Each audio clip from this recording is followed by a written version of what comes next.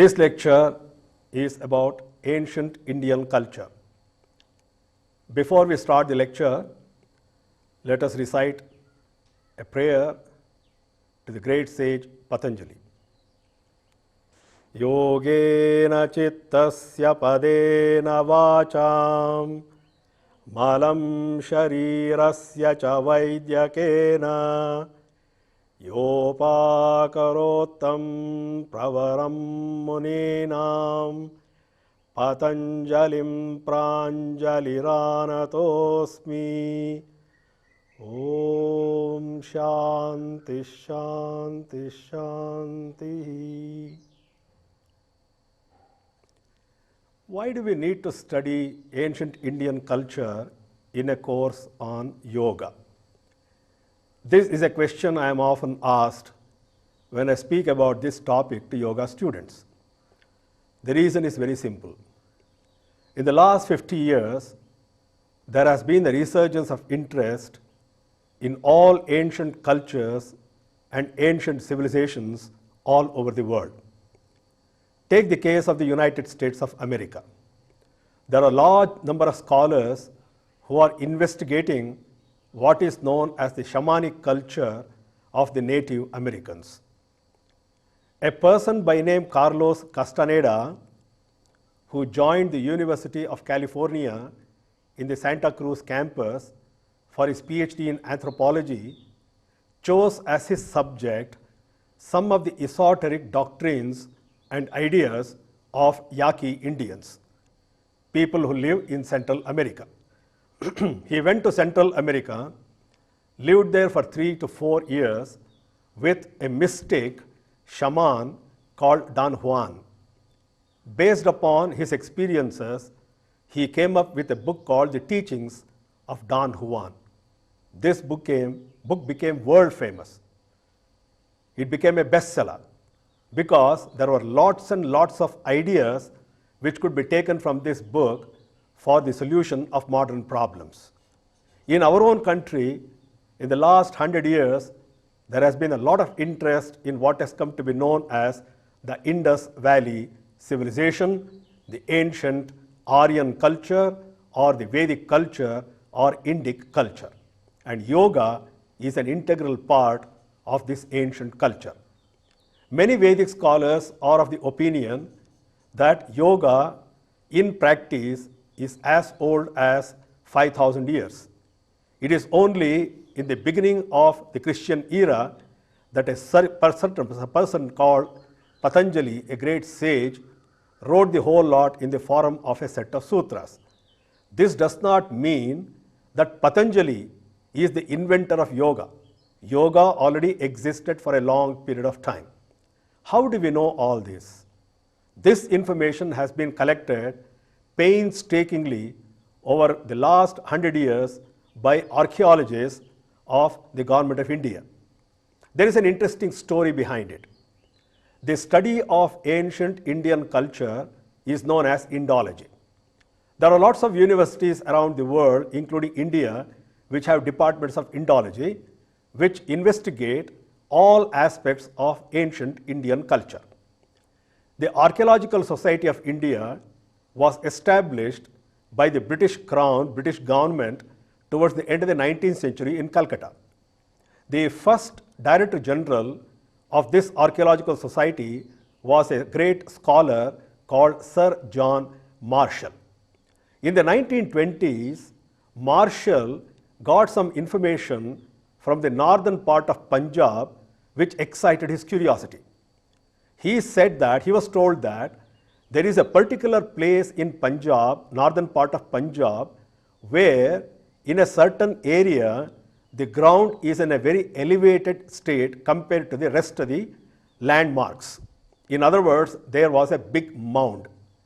Local villagers, especially children, used to climb up to the top of the mountain and go on playing there, and occasionally would bring with them all kinds of artifacts made of terracotta. This came to the attention of Sir John Marshall, who dispatched one of his Indian assistants, R.D. Banerjee, to this particular place, which has now come to be known more famously as Harappa. Let us have a look at Harappa.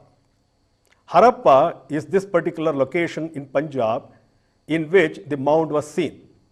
As soon as R.D. Banerjee came there with his group of people, he started excavating the ground and the mound, and to his amazement, he found 7 layers of civilized life.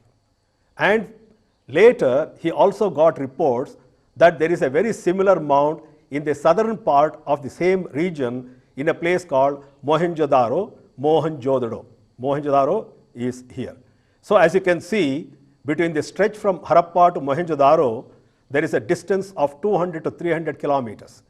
And there is the river Indus flowing in that particular area. Because these artifacts were discovered in the valley of the Indus River, the local people and also the Archaeological Society started calling this the ancient Indus Valley civilization. Now comes the question, who were the people residing in this particular area and why did this particular area get destroyed? A very famous Indologist of England, a professor in Oxford University called Friedrich Max Müller, came up with a hypothesis. His hypothesis was these were the ancient settlements of Dravidians, a race called Aryans who belonged to Central Asia, for some reason came down the Himalayas through Afghanistan to the place we now call Harappa and later migrated to Mohenjo-daro. They were a nomadic group of people who came to this place around 2000 BC. As soon as they came, they drove away the Dravidians from that particular spot to the southern part of India. That is the reason why the southern people living in the southern part of India are now called Dravidians. And they settled down there in the Indus Valley and within 500 years came up with the very famous literature known as the Vedas, the Rig Veda, the Yajur Veda, the Sama Veda and the Atharva Veda. So the Rig Veda, which is the most ancient of these texts, he said stems from the year 1500 BC. So as soon as Sir John Marshall saw these artifacts in Harappa and Mohenjo-daro, he drew the conclusion these must have been the remnants and the remains of the ancient Dravidian civilization. If the Dravidian civilization had been driven out from the Indus Valley by the Aryans, there must have been a series of battles. Wherever an ancient civilization is destroyed because of battle or driven away because of battle, the first thing we observe is a set of skeletons. Unfortunately, in the entire range between Harappa and Mohenjo-daro, only one skeleton had been found. All the other skeletons located are found in burial grounds, which means they were all ordinary people who died an ordinary death. There was no battle at all. If there was no battle at all, then who were these Aryans? Where did they come from? Or is it very likely that they never came from anywhere, that they actually were the original inhabitants of this civilization and that Aryans or Dravidians are the same people?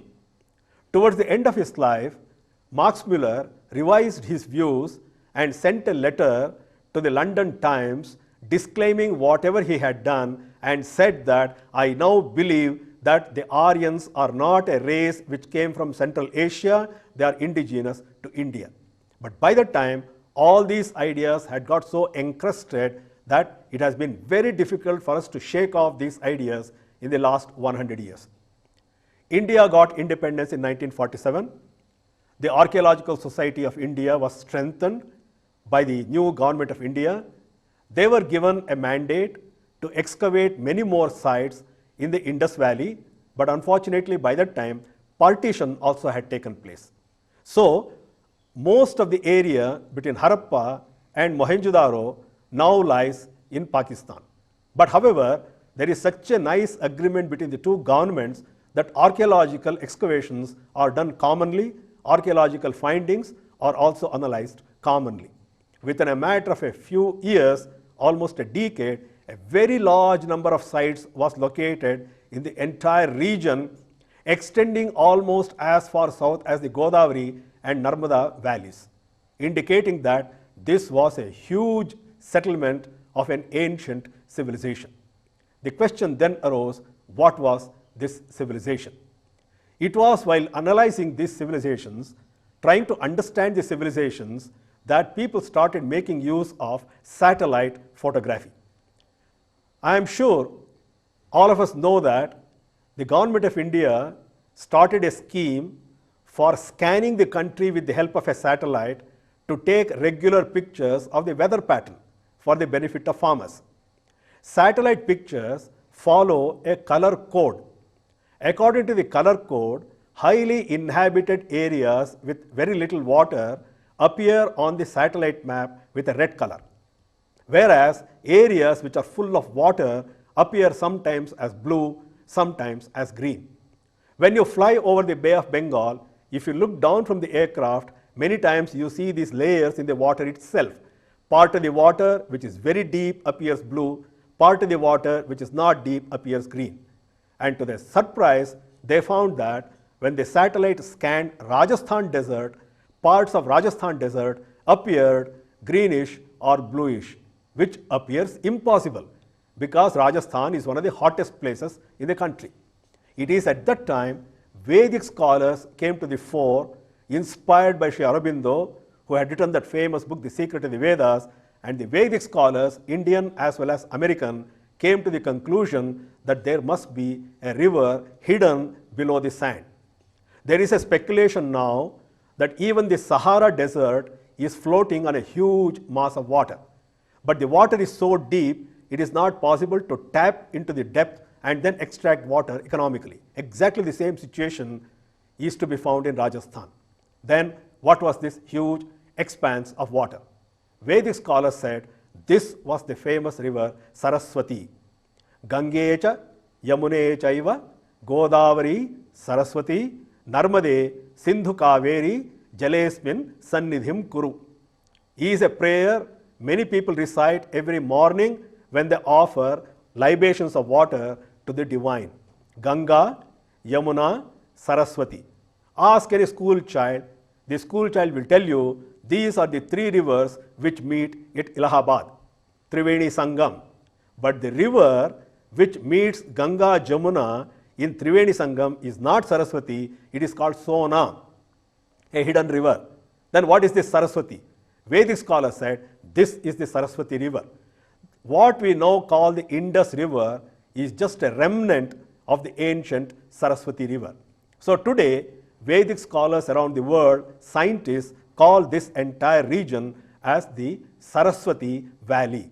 And the civilization which existed at that time has come to be called Saraswati Valley civilization. The other name given to this civilization is not Indian civilization, a new name has been coined. It is called Indic civilization. It is not that only Indian scholars are interested in this, a large number of scholars around the world are interested in this particular phenomenon. The same kind of people who went to the Amazon Valley to find out the secrets of the stepped pyramid.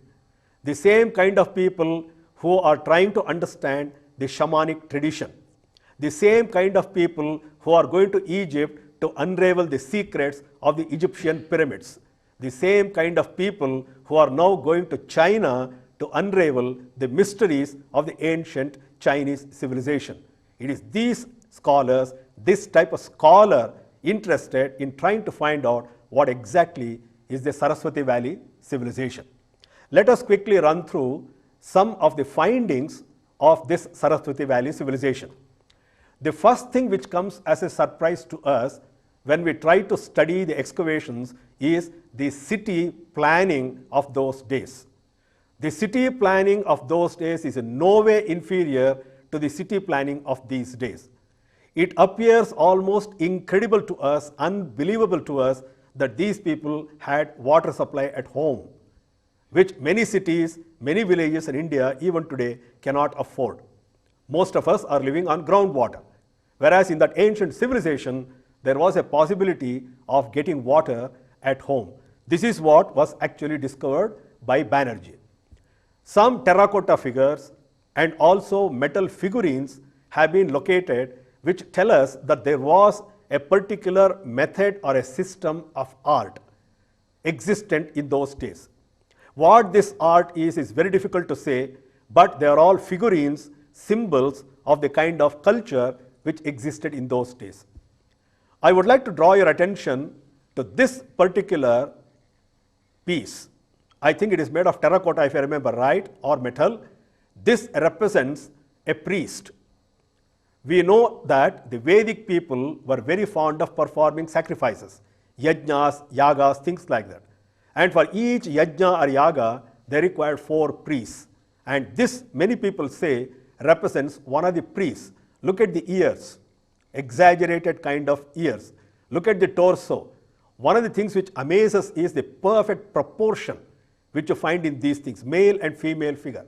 Perfect proportion, which means art had developed to a very, very high level in those days. Look at the ornaments, the jewelry, the necklaces. These were not nomadic people. These were not uncultured people. They had their own civilization, and it also comes as a surprise to us when we read descriptions of jewelry in books like Ramayana, Mahabharata. Many of the descriptions match some of this jewelry. That raises a question. How old, incidentally, are the Ramayana and the Mahabharata? This is a set of terracotta tablets. This figure has become very, very famous in Vedic terminology as the unicorn or Rishabha. All of us know that Rishabha is supposed to have been one of the earliest incarnations of Vishnu. Westerners call this a unicorn, an animal with a single horn. Please note that this horn is slightly different from what we find in rhinoceros. In the case of rhinoceros, the horn bends down and goes up, whereas here it goes in the opposite direction. So it is not rhinoceros. Not only that, you see some pictures on top. These pictures are very similar to the hieroglyphics of the Egyptian pyramids. Hieroglyphics is a pictorial language. So this also must have been a pictorial language. You see these kinds of symbols here and also here. But this picture is very interesting. It shows a person sitting in an almost yogic posture of Padmasana with 2 horns on the head. He has been identified as Pashupati, Pashunam Patihi. In other words, this is the most ancient description of Shiva. So Shiva was a Vedic deity. And you notice here also a very large number of figures. Each one of these figures is supposed to represent a word or a phrase. So this script, in which all these inscriptions are to be found, came to be known as the Brahmi script. And one of the most interesting factors has been in the recent years that the Brahmi script has been deciphered. The deciphering of the Brahmi script is a story by itself, but I want to narrate to you only one thing which happened in the year 1996. In that year, a book was published from Germany by a scholar, Egbert Richter, who has become a Hindu, who calls himself Ushanas. Ushanas is the name of Shukracharya. This person says he has analyzed with the help of a computer 200 tablets of this particular type and found that all the 200 represent Rigvedic mantras. Carbon 14 dating of these terracotta figurines indicates that they stem from the period 3500 BC to 3000 BC, which now gives us an indication that the Rig Vedas probably belong to the period of 3500 BC. They must be 5500 years old. These are the burial grounds. As I mentioned earlier, there was only one skeleton which was found in these excavations. All the other skeletons were found in urns, earthen pots buried deep below, and this is what one normally sees in the excavations. Now, this is one of the most fascinating stories about the Indic civilization, rather controversial. So I will only tell you the facts without drawing any conclusion. This metallic head was found in a shop of antiquities in Delhi, about to be thrown out into the scrap for melting. It was seen by an American couple who had come as tourists to Delhi, who bought it for a very small amount of money, took it back to United States. one of the things they noticed was a lot of scrap metal was coming from inside. So they scraped a lot of this scrap metal, sent it to 3 laboratories around the world for carbon-14 dating, and lo and behold, they were told it is from the period of 3000 BC. They started wondering what this could be. And then somebody said, there is a wonderful description in the Rig Veda of the Rishi Vasishtha. And when Vedic scholars claim that when they compare the description of Vasishtha with this particular piece, they claim that this must be Vasishtha's head. But there are still many people who feel that it is not that old, so one should not give too much importance to the whole lot. Anyway, that is by the way, so we are not really bothered about that. These are also certain personal ornaments which have been found in the Harappa Mohenjo-daro or Saraswati Valley civilization, and this is something which is very interesting. We know that the Roman civilization encouraged public bathing places, and here we notice in Mohenjo-daro a public bathing place. So all these things have led scholars to try to find out or at least estimate as to how ancient this civilization was. Now I come back to the modern times. Towards the end of the year 2001, there was a report in India Today. The report said the following: there is an organization in Madras known as the National Institute of Ocean Technology, set up by the Government of India with the assistance of the Indian Institute of Technology, Chennai. This organization specializes in ocean exploration of the beds of the ocean around the 200-kilometer perimeter of India for the purpose of locating metallic nodules. There was a report from the Gulf of Cambay, south of Gujarat, that the water there is getting polluted because of industrial effluents. So the Government of India requested NIOT to send the research ship there to find out what they can do about elimination of pollution. The ship came there and started doing underwater photography. When the pictures were brought back to Chennai and developed and analyzed, they suddenly found the ruins of an ancient civilization. They made a claim that this probably is a part of the ancient Saraswati Valley civilization. Many Western scholars were not convinced. They said it could be probably something to do with the sunken city of Dwaraka. Anyway, there are lots of speculations about it.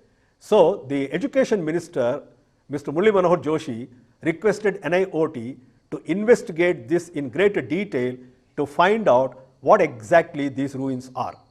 For 6 months, with the help of a large number of scientists from around the world, the ship of NIOT took a whole series of photographs below the surface of the sea, and then 2 months ago, India Today brought out a bigger report on what the whole thing was all about. One of the things which was discovered at the seabed, on the seabed, was a wooden piece.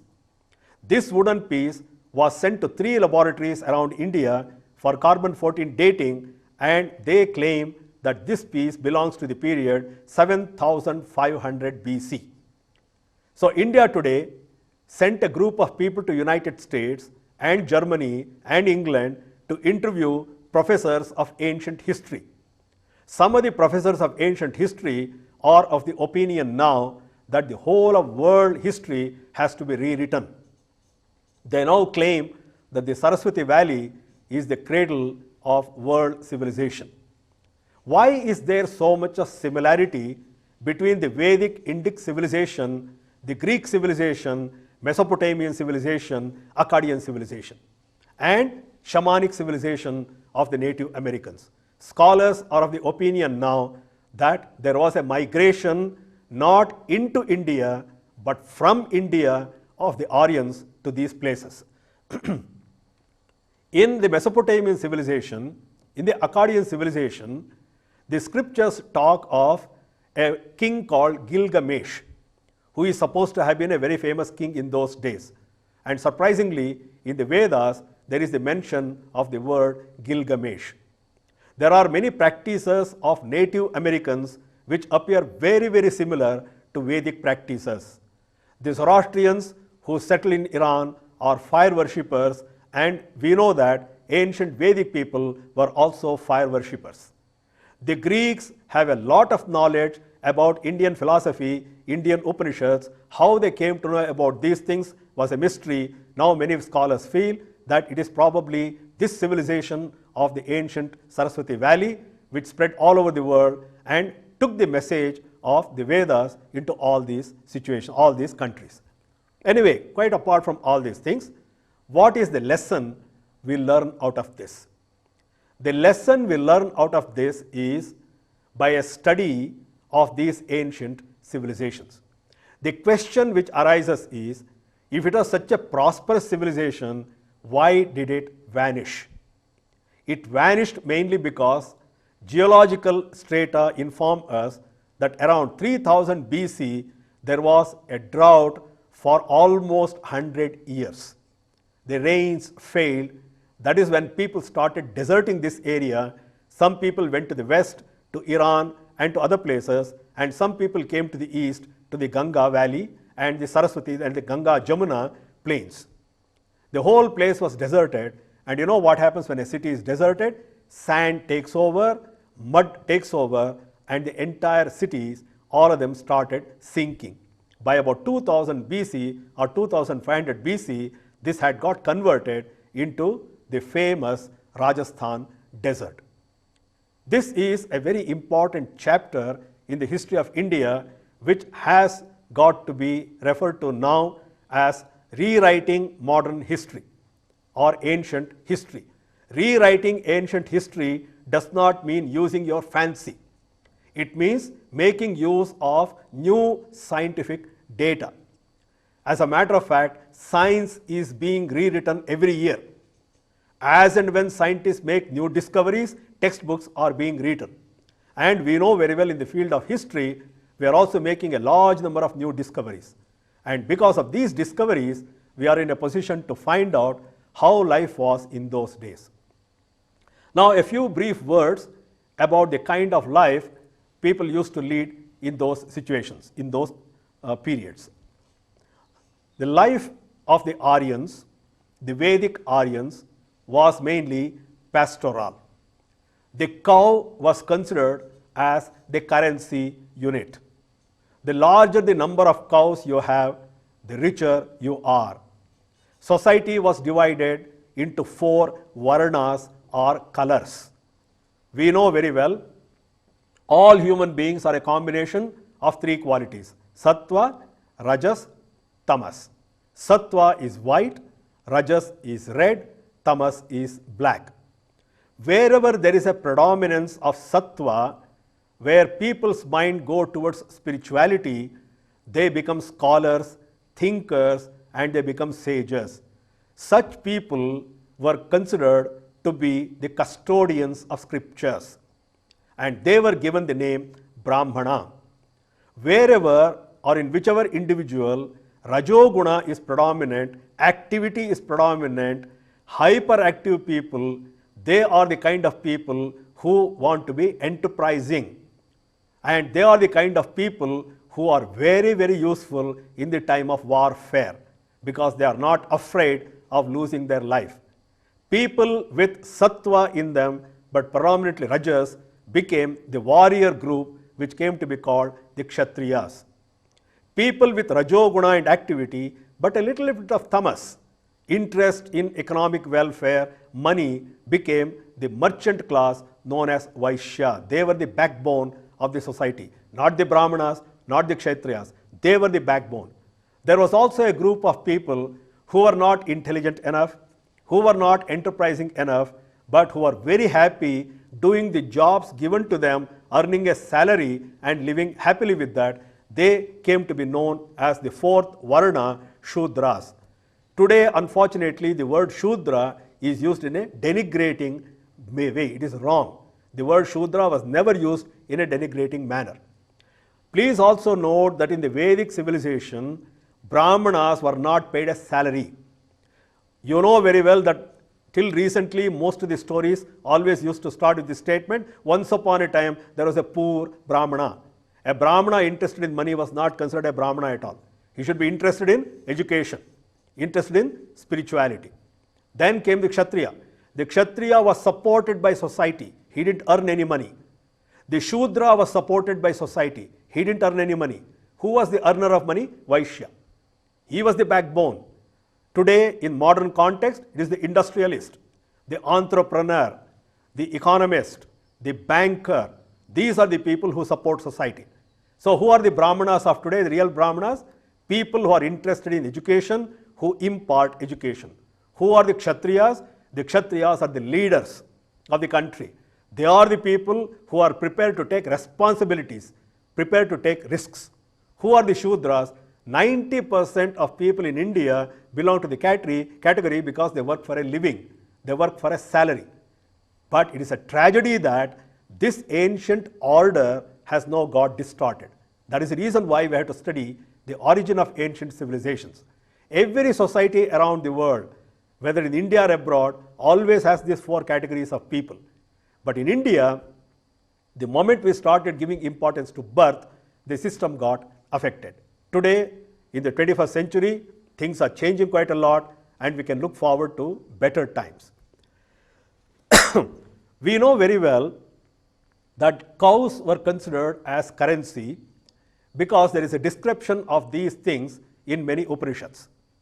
For example, in the Kathopanishad, when a person called Vajashravasa wants to perform a yajna, Vishwajit, he is supposed to hand over his entire property as gift. And what is the gift being handed over? Cows. Many people ask us this question when we go abroad, why do you Hindus not eat a cow? The answer is very simple. No country people eat currency notes for lunch or dinner.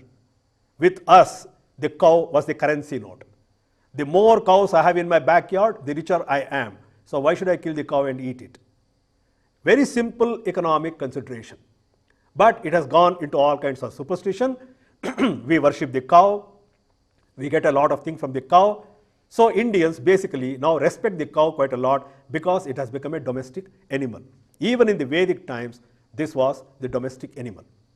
Look at the literature of the Vedas, the four Vedas, the Upanishads. They are remarkable books. It is not easy for any civilization to develop a literature like this when there is a war going on, when there is a fight going on. For 3,000 years, there was peace in the Vedic land.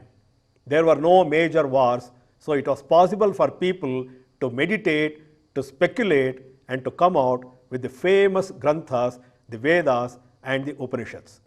The Upanishads are the backbone of the Vedic culture. People today have forgotten about the Vedas. There are not many people who know the Vedas perfectly by heart. Though Vedic textbooks are being written, Vedas are being printed, there are very few people who can recite the Vedas, but the Upanishads have retained their pristine purity thanks to great people like Shankaracharya, Ramanujacharya, Madhvacharya and all others who have written commentaries on the Upanishads. The ancient Vedic society believed in living with nature. That is one of the greatest lessons we have to learn from the ancient civilizations. Ancient civilizations knew that every individual part of this creation has its own place. That is the reason why in ancient India, everything was worshipped. Trees were worshipped.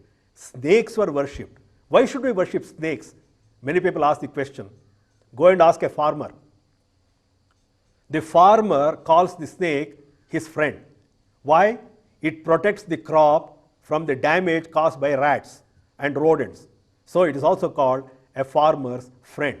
In other words, every animal, every creature has a place in human life, in the world society. The ancient people had recognized it. Because they had recognized it, they knew how to live with nature. Let me give one very simple example, not from the Vedic culture, but from the Yaqui Indian culture. We know very well one of the biggest problems facing world society today is drug addiction. Young people taking to drugs at a very young age. When Carlos Castaneda went to that settlement of Yaqui Indians, became a disciple of Don Juan tells him how to take cannabis without getting intoxicated. And when you read the description, you marvel at the way the Yaqui Indians lived. Don Juan takes Carlos with him to the forest. He shows him a plant and he says, this is the cannabis flower. When Carlos wants to pluck the flower, Don Juan says, wait. Before you pluck the flower, kneel down before the plant. Apologize to the plant. Pray to the plant. Oh plant, I am sorry I have to hurt you, but I will take only one flower from you. Please pardon me. The plant pardons you. You pluck the flower. Don't pluck more than one flower from any plant. This way, pluck 6 flowers. Keep them in the left hand. See that they don't fall to the earth. Then they will become impure. They should be absolutely pure. Then bring them home, put them in a mortar, take a pestle in your hand and apologize to the flowers. Tell the flowers, I am sorry, I have to crush you, please pardon me, please don't be angry with me. Then crush it. After crushing it, make small pellets. Take one pellet at a time, sit in meditation, you will have deep meditation, there will be no addiction, there will be no after effect. Why? The plants have life. The flower has consciousness. You as a human being with consciousness are hurting another being with consciousness, so at least apologize for that act. If you apologize for that act, automatically the plant will pardon you, the flower will pardon you. What a lesson. What a message we get out of the whole lot. No wonder all ancient civilizations worshipped nature, because they recognize the divine in everything in nature. This is the lesson we have to learn from a study of ancient civilizations. Harihi Om Tat Sat.